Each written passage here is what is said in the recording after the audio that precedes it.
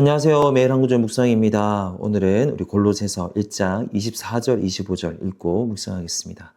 나는 이제 너희를 위하여 받는 괴로움을 기뻐하고 그리스도의 남은 고난을 그의 몸된 교회를 위해서 내 육체에 채우노라. 내가 교회의 일꾼 된 것은 하나님이 너희를 위하여 내게 주신 직분을 따라 하나님의 말씀을 이루려 함이니라. 아멘. 바울이 골로새 교회에 있는 성도들에게 하고 있는 전하는 하나님의 말씀 중에 일부입니다. 여기서 나는 사도 바울을 가리킵니다. 오늘 이 말씀을 보면 사도 바울이 너희를 위하여 성도들을 위하여 받는 괴로움을 기뻐하고 그리스도의 남은 고난을 그의 몸된 교회를 위하여 내 육체에 채운다라고 하고 있습니다. 예수님의 남은 고난이 있다. 근데 이것을 내 육체에 채우노라라고 이야기하고 있습니다. 그리스도의 고난, 예수님께서 우리를 위해서 고난 받으셨죠. 그리고 그 고난의 절정은 십자가 죽으심이었습니다. 그런데 오늘 본문을 오해하면 예수님의 고난이 완전하지 않았다. 예수님의 고난에도 남은 것이 있었네. 남은 고난이라는 말이 조금은 이해하기 어렵습니다. 이 말이 예수님의 고난이 완전하지 않았다라는 의미는 아니에요. 예수님은 완전히 고난 받으셨습니다. 그리고 완전한 형벌을 받으셨습니다. 다 이루었다라고 말씀하셨어요. 그래서 예수님의 완전하신 고난, 여기서 제가 완전한이라는 말을 붙이겠습니다. 완전하신 고난을 통해서 하나님 나라가 이루어졌죠. 이루어진 겁니다. 그리고 우리의 구원이 완성이 된 거예요. 근데 바울은 지금 어떤 이야기를 하냐면 하나님 예수님의 십자가 죽으심과 부활을 통해서 하나님 나라 자체가 이루어졌습니다.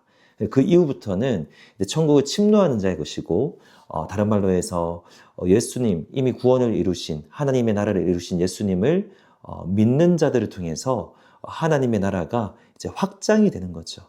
그 이야기를 하고 있는 거예요.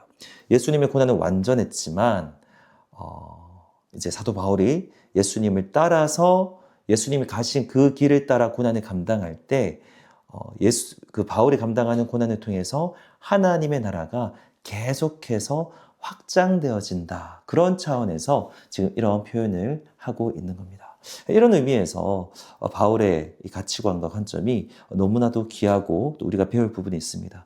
예수님의 남은 고난을 나의 육체에 채우는데 바울은 그것을 기뻐한다라고 이야기하고 있어요. 내가 받는 그 괴로움을 기뻐한다. 왜죠? 그의 몸된 교회를 위해서 받는 고난이기 때문이에요. 예수님의 몸된, 예수님을 위한 거죠. 그 받는 고난, 육체에 채우는 고난, 그 괴로움을 기뻐한다. 25절 말씀에 보면 바울은 자기 정체성이 교회의 일꾼입니다. 내가 교회의 일꾼 된 것은 하나님이 너희를 위하여 내게 주신 직분, 여기서는 사도로서의 어떤 직분을 따라 하나님의 말씀, 하나님의 뜻, 하나님의 계획을 이루려 함이니라 라고 이야기하고 있습니다. 오늘 이 바울의 고백을 보면 바울의 정체성은요, 교회의 일꾼입니다. 일꾼으로서 어떤 마인드를 가지고 있죠? 예수님의 남은 고난. 예수님의 고난이 부족했다는 뜻이 아닙니다. 남은 고난을 자기 육체에 채운다. 예수님이 가신 그 길을 따라간다는 거죠. 너무나도 귀하죠. 그런데 또 이것을 기뻐한다 라고 이야기하고 있습니다. 그렇다면 오늘 이것은 우리에게 도전을 줍니다. 바울만 교회의 일꾼인가요? 아닙니다. 저도 교회의 일꾼이고 우리 교회 성도님들도 교회의 일꾼입니다. 우리가 수없이 이렇게 나누었던 것처럼 어떤 특정한 목사님들, 전도사님들만 어떤 교회의 사역자, 일꾼이 아니라고 말씀드렸죠. 모든 신자들이 다 함께 제사장 직분을 가졌고요. 그리고 다 함께 성령을 받은 일꾼이라고 말씀드렸습니다. 우리가 다 일꾼이에요. 그리고 다 바울이 고백하는 것처럼 각자에게 주신 직분 또는 사명, 그 역할이 다 있고 그것을 감당함을 따라서 하나님의 말씀, 하나님의 뜻을 이루는데 그 과정에서 바울이 고백하고 있는 것처럼 이 고난과 괴로움이 이상한 일이 아니라는 거예요. 우리 성도님들 이렇게 최근에 신앙생활 하시면서 또 교회 일꾼으로 어떤 사역을 감당하시면서 힘든 일이 있거나 또 괴로운 일이 있으십니까? 그것이 이상한 일이 아니다라는 겁니다. 바울의 관점을 그대로 적용하면 예수님의 남은 고난을 우리 육체에 채우는 것이구나. 예수님의 그 사역에 동참하는 것이구나라는 것을 알게 합니다.